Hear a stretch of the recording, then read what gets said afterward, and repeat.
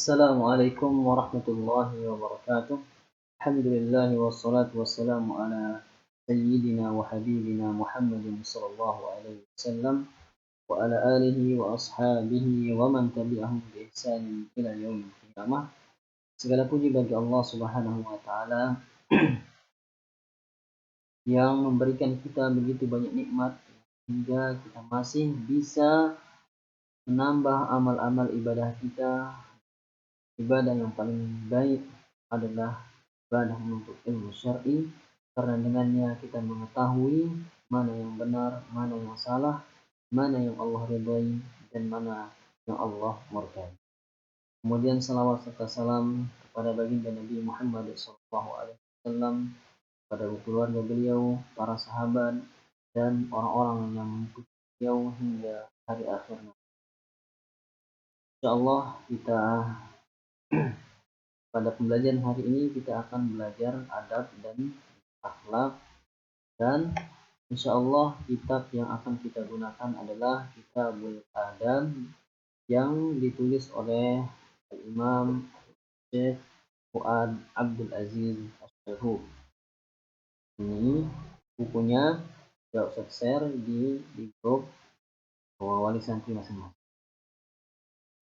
Kemudian di kelas 11 ini insyaallah kita akan mempelajari ada 5 adab.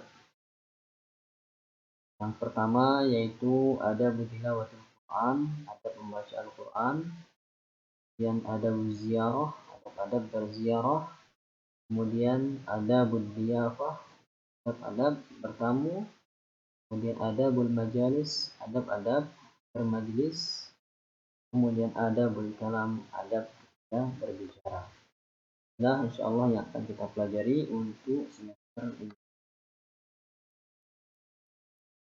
Kemudian kita masuk di pengertian adab. Apa yang dimaksud dengan adab? Min nahiyatil lughah, dari segi bahasa, adaba yu'addib. Dari kata adaba yu'addib, yaitu melatih. Ai ma yustahabbu an yakuna tasarruf, yaitu segala sesuatu yang harusnya ada dalam perilaku. Harusnya ada dalam sebuah perilaku. Yuqalu adabus shalah, dikatakan adab salat, ay mustahabbatuha, itu mustahab atau sunnah. Min nahiyatis syar', adapun dari segi istilah al-akhzu bi makarimil akhlak, yaitu menghiasi diri dengan akhlak-akhlak yang inilah yang dimaksud dengan adab yang akan kita. Kemudian tujuan kita belajar adab, ahdabu dirasatil adab, tujuan kita mempelajari adab. Kenapa harus kita belajar adab? Apa tujuan? Apa buahnya? Yang pertama adalah ghayatur risalah. Yang pertama, tujuan kita belajar adab ini adalah karena adab ini adalah tujuan diperintahkan diutusnya Nabi Shallallahu Alaihi Wasallam. Tujuan diutusnya Nabi Shallallahu Alaihi Wasallam ini berdasarkan hadis yang diriwayatkan oleh Imam Ahmad dari sahabat Abi Hurairah radhiyallahu anhu, bahwasanya Nabi Shallallahu Alaihi Wasallam berkata, Nabi Shallallahu Alaihi Wasallam bersabda, "Innama bu'ithtu liutammima makarimal akhlak."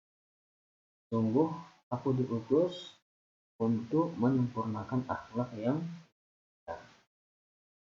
Tujuan Nabi Shallallahu Alaihi Wasallam selain untuk mentauhidkan umat manusia, beliau juga diperintahkan untuk menyempurnakan akhlak yang baik. Dan jika kita membaca buku sejarah, kita lihat bagaimana keadaan bangsa Arab sebelum Nabi Shallallahu Alaihi Wasallam datang, maka kita temukan bangsa Arab adalah bangsa yang sangat belakang, sangat terpuruk. Ya.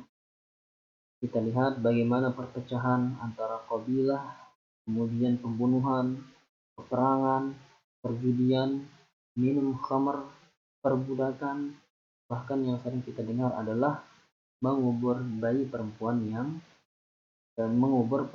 bayi perempuan hidup-hidup. Ketika Nabi Shallallahu Alaihi Wasallam dan mengajarkan mereka tidak berjudi, membunuh, berpecah belah, tidak mengubur bayi perempuan, maka kita temukan saat ini bangsa Arab menjadi bangsa yang sangat mulia. Begitu juga kaum muslimin memiliki adab-adab yang mulia. Kemudian tujuan yang kedua kenapa kita harus belajar adab adalah ittikhazun Nabi Sallallahu Alaihi Wasallam, agar kita menjadikan Nabi Sallallahu Alaihi Wasallam sebagai panutan kita. Karena semua adab yang kita pelajari ini adalah dari kehidupan Nabi Sallallahu. Jadi di saat kita belajar adab, kita juga akan mempelajari bagaimana kehidupan Nabi Sallallahu Alaihi Wasallam. Dan ketika kita menjadikan Nabi Shallallahu Alaihi Wasallam sebuah panutan dalam segi apapun, maka semua yang kita contoh dari Nabi Shallallahu Alaihi Wasallam adalah nilai pahala, berpahala. Dan sangat disayangkan di zaman kita sekarang ini banyak orang-orang yang mengidolakan selain Nabi Muhammad SAW. Banyak yang mengidolakan pemain bola, main game, banyak yang mengidolakan penyanyi. Na'udzubillah min dzalik. Dan tujuan kita belajar adab ini adalah agar kita menjadikan Nabi SAW sebagai idola kita, panutan kita dalam segala hal. Kemudian yang ketiga, tujuan kita belajar adab adalah miftahul. Adab itu adalah kunci dari ilmu. Kita mendengar di dalam sejarah banyak sekali para ulama kita, ulama Islam yang menghafal Al-Quran dalam umur 7 tahun, 10 tahun di masa kecil. Kemudian menghafal beribu-ribu hadis. Kemudian menulis beribu-ribu kitab. Bahkan kitabnya bisa kita baca sampai sekarang. Dan yang terpenting adalah nama mereka terus kita dengar, kita sebut sampai hari ini. Jika kita bertanya apa yang menjadikan mereka seperti itu, maka tentu jawabannya adalah karena adab mereka. Jika kita melihat perkataan Abdullah bin Mubarak, dia berkata, "Ta'allamna al-adaba 30 aman wa ta'allamna al-ilma 20."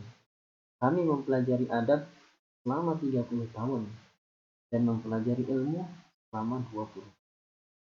Pelajari adab lebih banyak daripada mempelajari ilmu. Ini menunjukkan bahwa kedudukan adab di atas ilmu. Kenapa?